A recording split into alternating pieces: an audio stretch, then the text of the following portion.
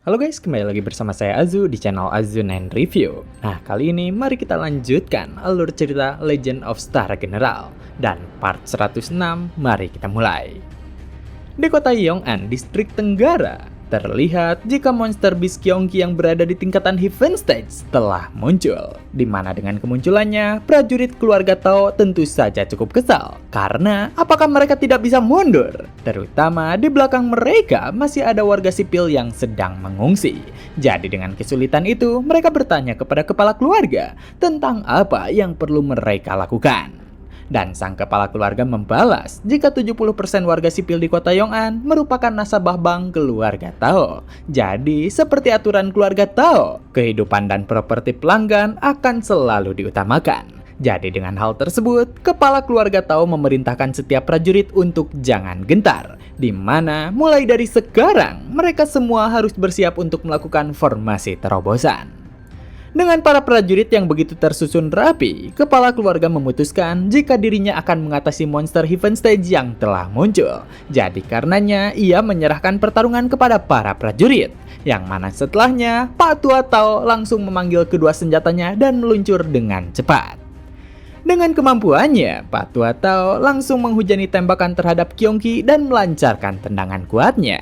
Namun, meski serangannya berhasil mendarat dengan baik, Pak Tua Tao malah kembali terlempar, di mana ia tak menyangka jika monster beast yang dihadapinya benar-benar keras. Tapi, meski serangan miliknya tak berdampak, Pak Tua Tao kembali bergerak cepat ke arah Gyeonggi, serta ia melancarkan serangan ke bagian bawah tubuh monster beast itu. Tapi lagi-lagi ia terkejut dengan daya tahan dari Gyeonggi, karena semua tembakan yang telah dirinya kerahkan tak melukai monster beast itu sama sekali.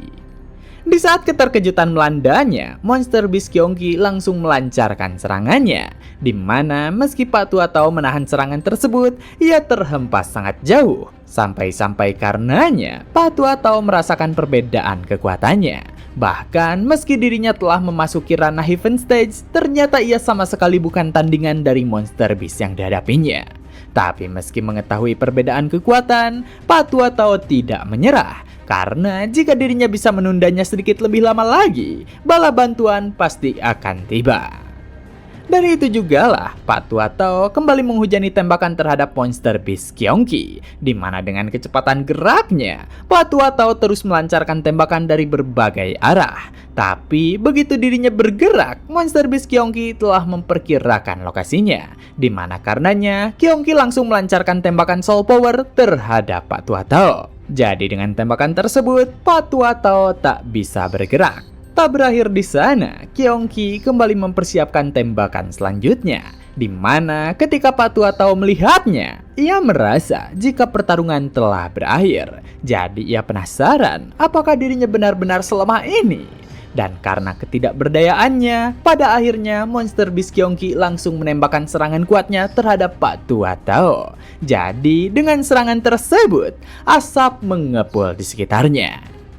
Melihat kepala keluarga yang mendapatkan serangan telak, para prajurit tentu saja terkejut, di mana mereka benar-benar mengkhawatirkan kondisinya.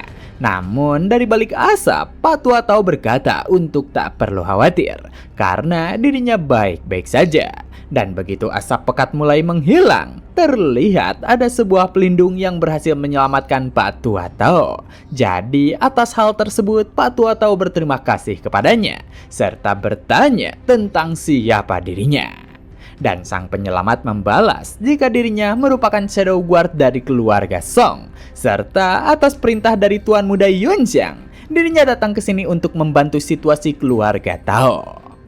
Dengan kehadiran Star Armor yang mengganggu pertarungan, Gyeonggi yang ada di sana menjadi sangat kesal, di mana monster beast itu meraung dengan keras. Tapi selanjutnya, sebuah tembakan cepat berhasil mengenai kepalanya. Namun, melihat kondisi monster beast yang baik-baik saja, Ajin yang menembak merasa tak berdaya, karena monster beast yang dihadapinya memiliki ketahanan yang keras. Dengan gangguan yang didapatkannya, Gyeonggi yang kesal langsung melancarkan tembakan ke arah atas. Tapi meski tembakan Gyeonggi cukup cepat, Ajin dapat menghindarinya dengan mudah.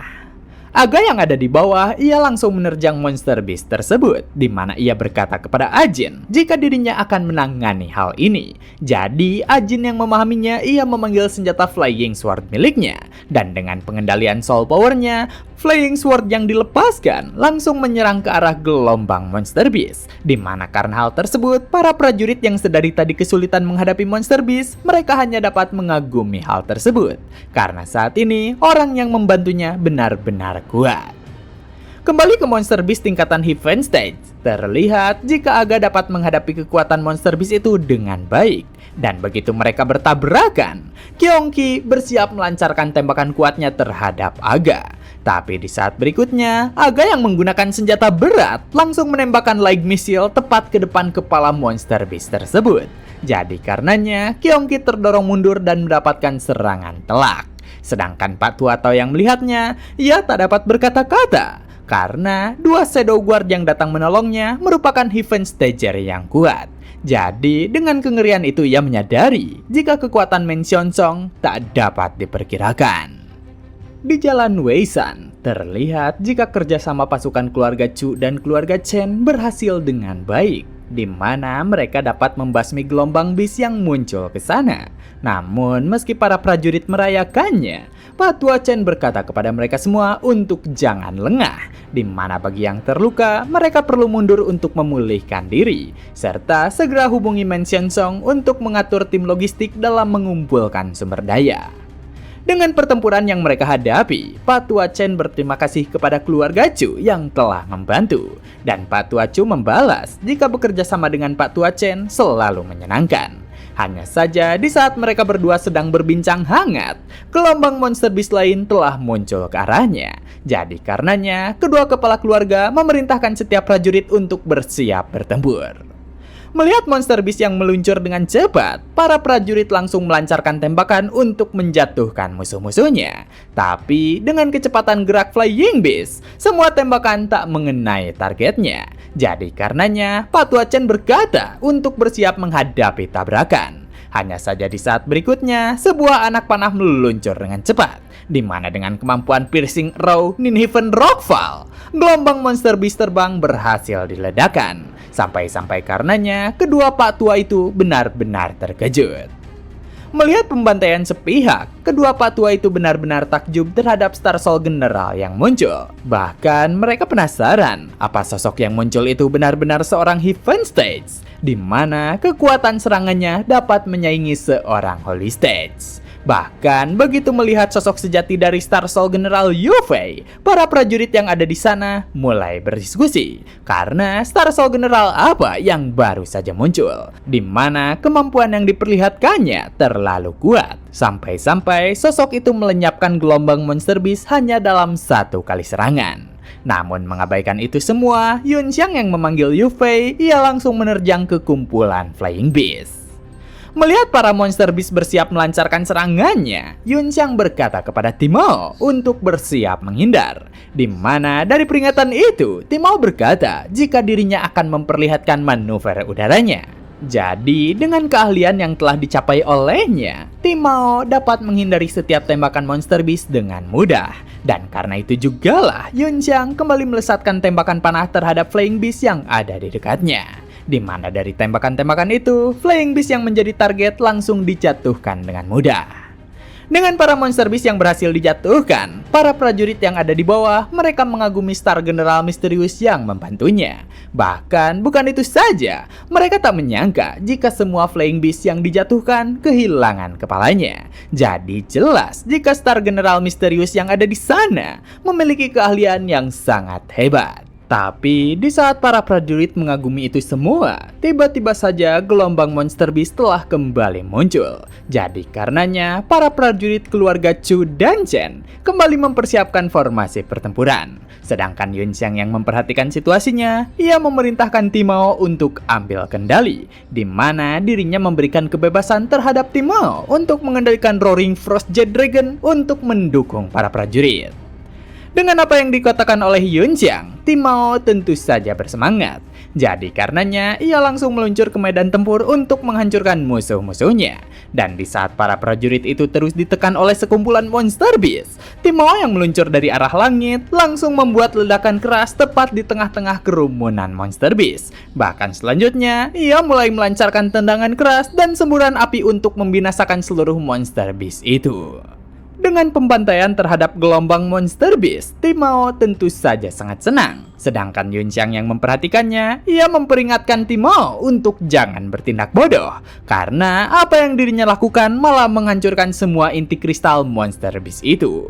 Jadi, karena mendapatkan omelan dari Yunxiang, Timo beralasan jika dirinya malah terbawa suasana. Sementara itu, Yunxiang ia mulai bergerak cepat untuk menghabisi setiap Monster Beast yang muncul di sana. Namun, di saat Yunxiang sedang menembaki para Flying Beast, dirinya dikejutkan dengan tembakan Soul Power kuat dari arah bawah. Dan dengan keahliannya, Yunxiang berhasil menghindari hal tersebut. Namun di saat dirinya memperhatikan arah tembakan, ia tak menyangka jika Monster Beast yang menyerangnya merupakan Kyongki yang berada di puncak Heaven Stage. Jadi, mengetahui lawan kuat yang muncul, itu membuat Yunxiang bersemangat. Karena dirinya ingin menguji kemampuan tempur barunya sekarang juga. Dari itu jugalah Star Soul General Yu Fei mulai melebarkan sayapnya. Serta selanjutnya senjata Li Quan Spear dan Zan Lu Sword mulai muncul di tangannya. Dan tanpa membuang-buang waktu, Yunxiang melepaskan limit override yang dimiliki Yu Fei. Jadi karena limit over telah dilepas, aura merah yang membakar Star Soul General Yu Fei mulai berkobar dengan hebat. Karena saat ini Star Soul General Yu Fei telah memasuki mode Azure Rage. Melihat fluktuasi soul power yang begitu hebat, kedua kepala keluarga yang ada di bawah hanya dapat mengucapkan kekagumannya. Karena mereka merasa jika Star Soul General yang muncul seperti halnya hantu pendendam yang kembali dari neraka. Sementara itu, di kota Yong'an Distrik Selatan, terlihat jika si kecil Yunhua yang bersama Zanzan sedang memantau sekitarnya. Dan dengan Monster Beast kecil yang berkeliaran, Zanzan bertanya kepada nonanya, karena apakah mereka benar-benar bisa melakukannya?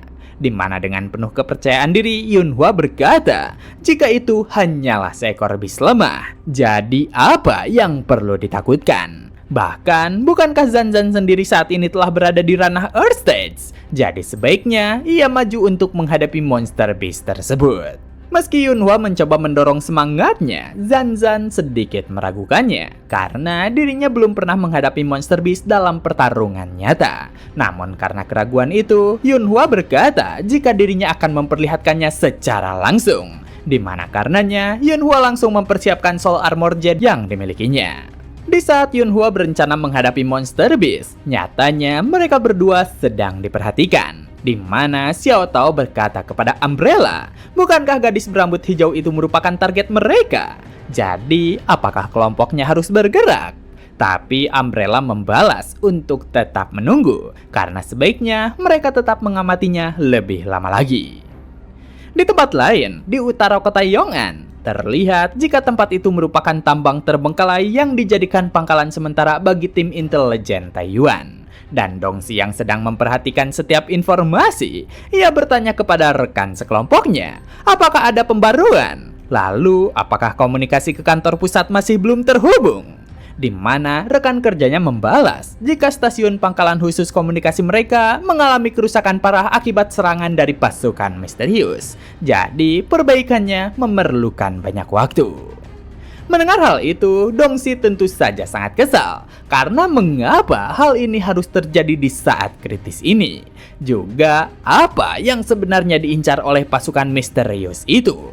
Terutama ini merupakan kedua kalinya pasukan misterius itu menyerang kelompoknya.